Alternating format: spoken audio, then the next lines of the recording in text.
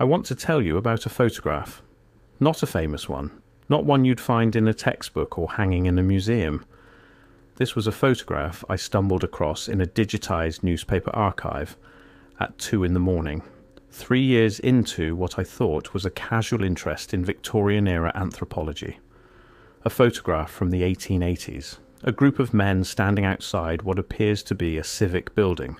Broad columns, ornate stonework, the kind of architecture that makes you feel small just looking at it. But it wasn't the building that stopped me, it was the men, or rather what I initially assumed was a trick of perspective. Forced angles, a wide lens, some artifact of early photographic technology that I simply didn't understand. Because these men were large, not unusual large, not big fellow must have played rugby large, I mean genuinely structurally, proportionally large, in a way that made the doorframe behind them look like something built for a different category of human being. I closed the tab, opened it again, closed it. I told myself lens distortion. I told myself short doorframe. I told myself every reasonable thing a reasonable person tells themselves when something doesn't fit. And so I started looking. Really looking. Not at one photograph, but at hundreds. Not in one archive, but in collections across 6 countries. And the deeper I looked, the more the comfortable explanation, distortion, staging, anomaly, began to crack. This is not a story about giants in the mythological sense, at least, not exactly. I want to be clear about that from the beginning. This is a story about something the historical record doesn't fully explain, about accounts, images and references that don't quite fit the version of the past we've been given, about a pattern that shows up in different places and different times but is never directly addressed, about what happens when a simple question keeps coming up and no one seems willing to answer it. Where did the giants go? Here is what the historical record officially tells us about human height in the 19th century. Average height for an American man in 1850 was approximately 5 feet 7 inches.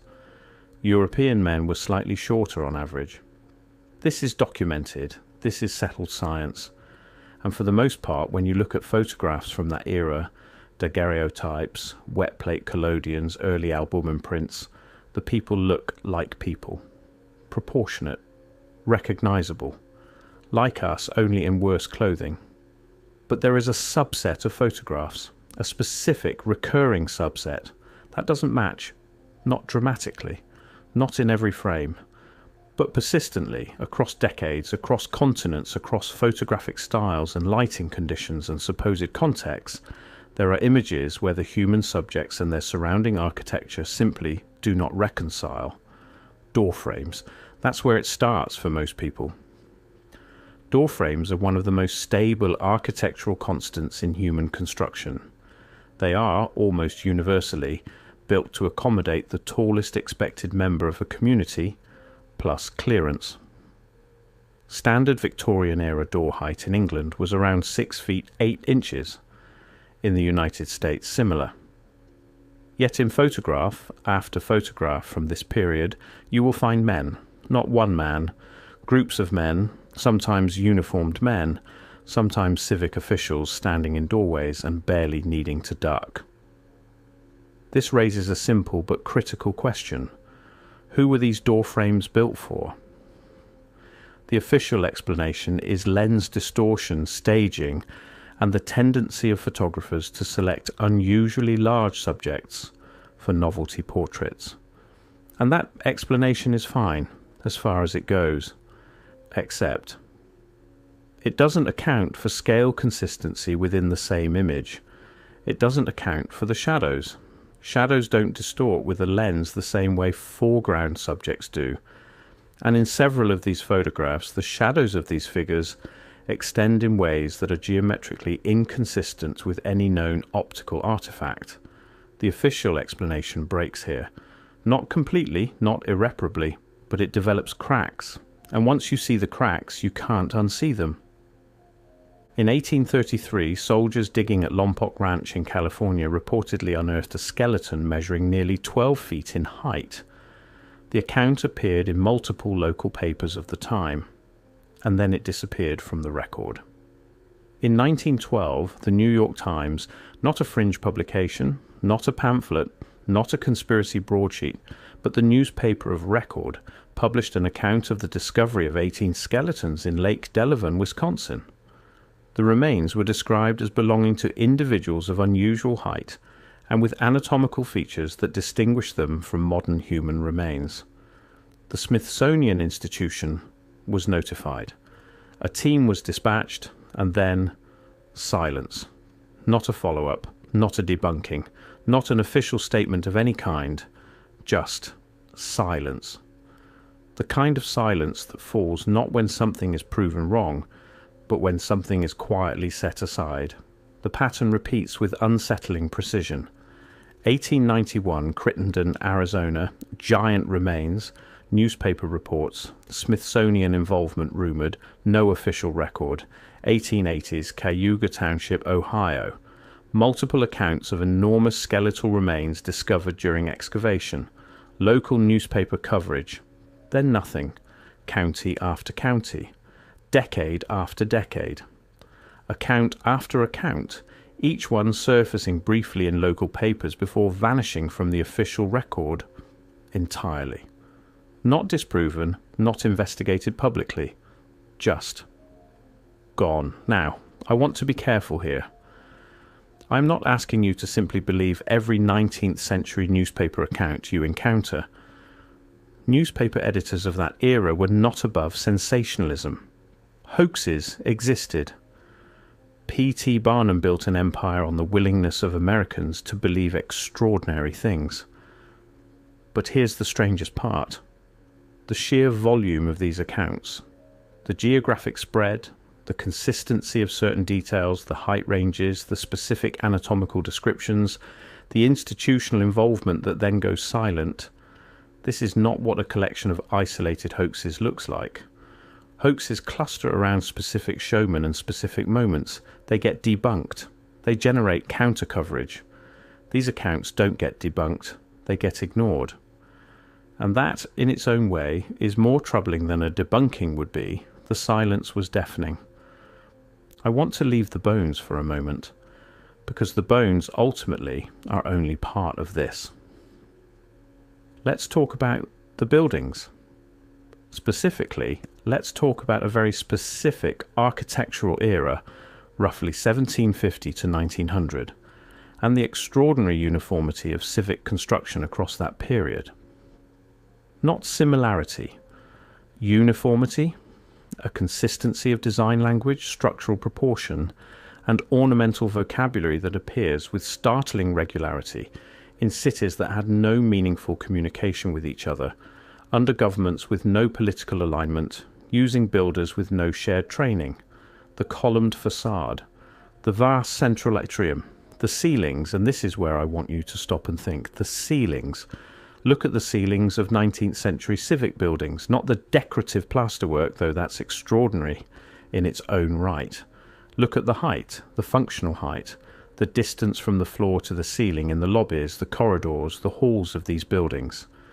We are talking routinely about ceiling heights of 20, 25, 30 feet in spaces that serve purely administrative functions, spaces where clerks worked at desks, where officials processed paperwork, where, functionally, a 12-foot ceiling would have served every known human need of the period. So why are they 30 feet tall? The official answer is prestige. Civic architecture is intended to project power and permanence. Tall ceilings communicate importance. This is a real and documented architectural philosophy.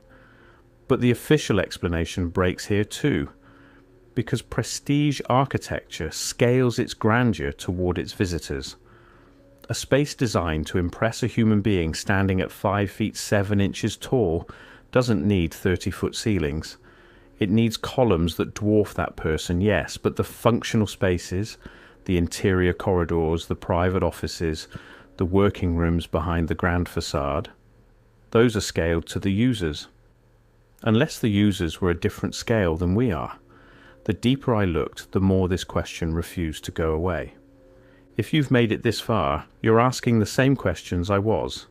Stay with me, because what comes next is where this stops being a collection of anomalies and starts looking like something else entirely. Here is what I keep returning to. Here is the question that for me collapses every comfortable explanation I've been offered. Look at the geographic spread of this architectural style. I've mentioned Washington, Paris, St. Petersburg, but let's be more thorough. Bombay, now Mumbai, 1893. The Municipal Corporation building rises in a Gothic Renaissance hybrid style that mirrors civic buildings in Bristol, England. Same proportions, same ceiling heights, same door frames built for a larger occupant than the documented population. Montevideo, Uruguay, 1906. The Legislative Palace, begun under a government with no meaningful architectural exchange with Europe, somehow arrives at ceiling heights and door proportions indistinguishable from their counterparts in Vienna or Edinburgh, Melbourne, Australia, Sydney, Cape Town, Montreal, Buenos Aires, St. Louis, all across the so-called building boom of the late 19th century. Something extraordinary happened. Cities that were, in some cases, barely a generation old, on continents separated by oceans, under governments separated by ideology, somehow produced civic buildings of near identical internal proportion. Not stylistically similar, proportionally identical. This raises a simple but critical question. How, not why, not when, not under which political philosophy or in service of which empire? Those questions have answers, however incomplete. No, how? How do builders in Uruguay and builders in Melbourne in the same decade, without satellite communication, without standardized international building codes, without any documented exchange of architectural blueprints, how do they arrive at door frames of the same height, corridors of the same width, load-bearing walls of the same thickness? The evidence suggests something much larger is at work here. Either there was a world-spanning coordinating body so powerful, so pervasive, and so thoroughly erased from the historical record that not a single document of its influence has survived, or these buildings were not all built in the late 19th century. What if some of them were found? I want to introduce a framework here, not as truth, not as conclusion, but as a lens through which certain anomalies become, if not explained, at least legible. What if the late 19th century was not primarily an era of construction, but an era of occupation? What if the populations that we call Victorian, that we frame as the builders of the modern world, were in many cases moving into a built environment that was already there, already standing, already scaled to a population that was no longer present? This is not, on its face, an absurd question. Civilizations have occupied the ruins of prior civilizations throughout all of recorded history. Rome was built on older Rome. Istanbul was built on Constantinople, which was built on Byzantium, which was built on a settlement older still. We know this, we acknowledge this, we teach it. So why is the same analytical framework considered impossible when applied to the 19th century? The official answer is because we have documentation. We have records of these buildings being constructed. We have invoices, architectural plans, newspaper announcements of cornerstone laying ceremonies. And here is where I have to ask you to think carefully about what documentation actually proves. Documentation proves that documentation was created. It tells us who claimed credit for something. It does not always tell us what actually happened, particularly in an era when the entities creating that documentation had both the motive and the means to shape the historical record to their advantage. What documentation do we have for the workforce that built these buildings? Not the architects, not the civic officials, the workers. The thousands upon thousands of labourers who would have been required to quarry, transport and assemble the stone in structures of this scale, in the time frames officially attributed to them? In many cases, almost none. In some cases, none at all. Up to this point, I've been careful to stay within the territory of documented anomaly, photographs that don't reconcile, newspaper accounts that vanish, architecture that defies the coordination logic of its era. But the deeper I went, the harder it became to ignore a specific thread. On maps from the 16th, 17th, and well into the 18th century, there exists a territory of extraordinary size, called, in various cartographic traditions, Tartaria, or Grand Tartary, or Tartaria Magna. By some maps, it encompasses virtually all of Central Asia, Siberia, parts of China, and extends westward into Eastern Europe. It is not a small notation. It is not a cartographic placeholder for unexplored wilderness. It is labelled, bounded, given internal subdivisions: Chinese Tartary, Independent Tartary, Muscovite Tartary. It appears on maps published in London, Paris, Amsterdam, Lisbon. It is treated cartographically as a known and significant geopolitical entity. And then, in the 19th century, it is simply no longer there. Not conquered and renamed, not gradually absorbed into surrounding powers with documentation of that process, not debated in the historical literature of the period, just absent, as though the cartographers of 1800 collectively decided that the enormous territory their predecessors had been labelling for 2 centuries had never existed and need not be accounted for. This raises a simple but critical question. What was Tartaria? The official historical position is that Tartaria was never a unified political entity, merely a geographic label applied loosely to the lands of various Turkic and Mongol peoples, a cartographic convention rather than a kingdom or empire. This is a defensible position. Historians make this argument. It has merit. But if Tartaria was merely a geographic convention, a loose label for the place where the steppe peoples live, why does it appear on maps with such specificity? Why are its internal divisions labelled with the precision of a political geographer rather than the vagueness of an explorer gesturing at an unknown interior? And here's the strangest part. The disappearance of Tartaria from the cartographic record coincides with uncomfortable precision with the appearance of that extraordinary 19th century building boom. The same decades in which cities across the world suddenly acquire vast, imposing, curiously oversized civic infrastructure are the same decades in which the maps stop acknowledging a civilization that, by the evidence of those same maps, had occupied a significant portion of the Earth's surface. Once you see it, you can't unsee it. What if the buildings were not built to impress a new population, but inherited from a civilization that was being quietly, systematically, and almost completely written out of the record? The pattern repeats with unsettling precision, and the pattern, once you've seen it in enough places, begins to look less like coincidence and more like method. Consider what a systematic erasure of a prior civilization would actually require.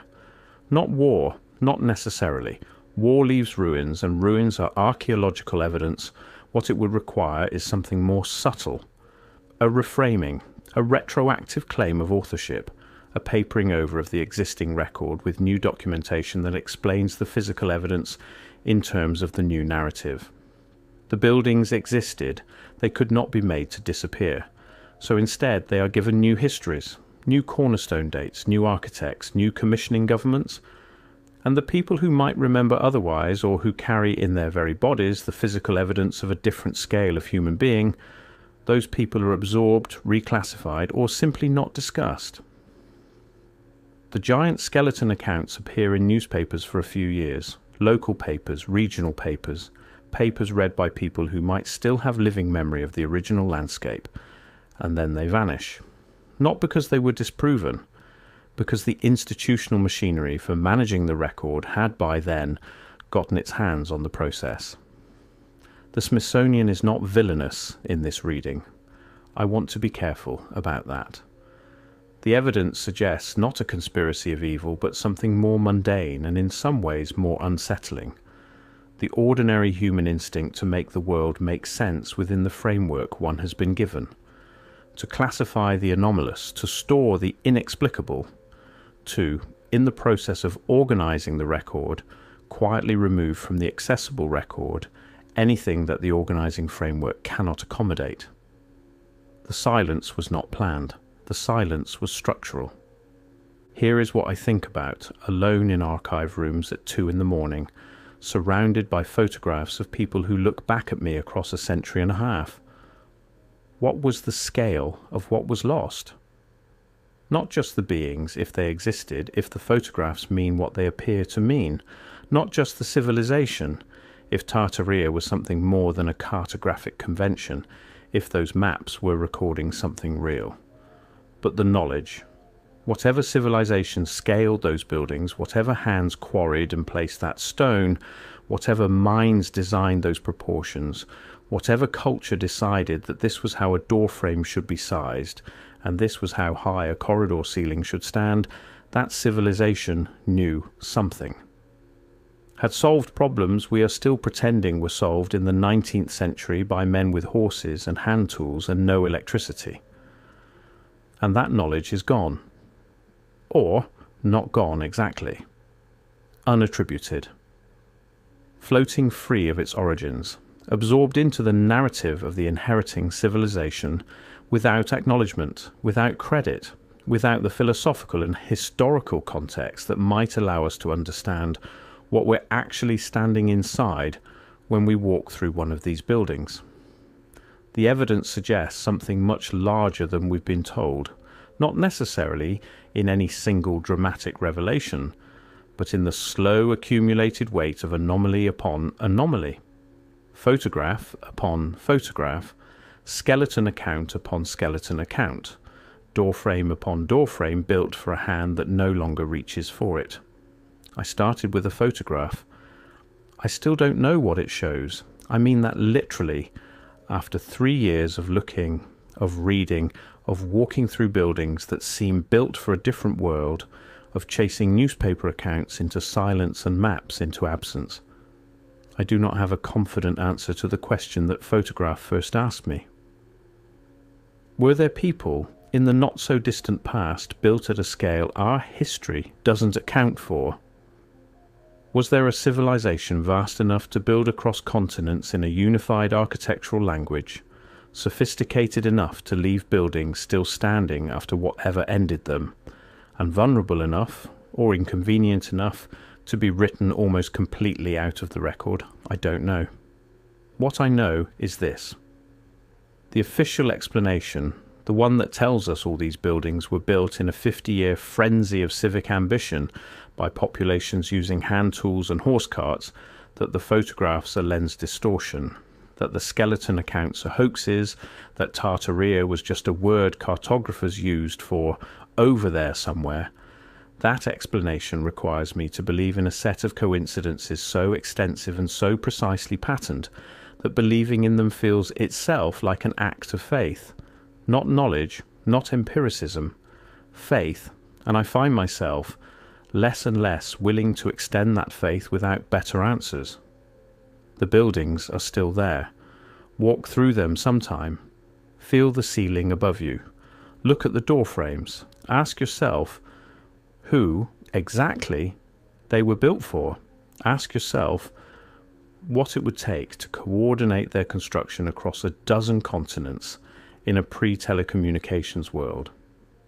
Ask yourself why, on every map for 2 centuries, there was a civilization labelled in the territory between Europe and China, a civilization that received ambassadors and issued geographic subdivisions, and then one day simply wasn't.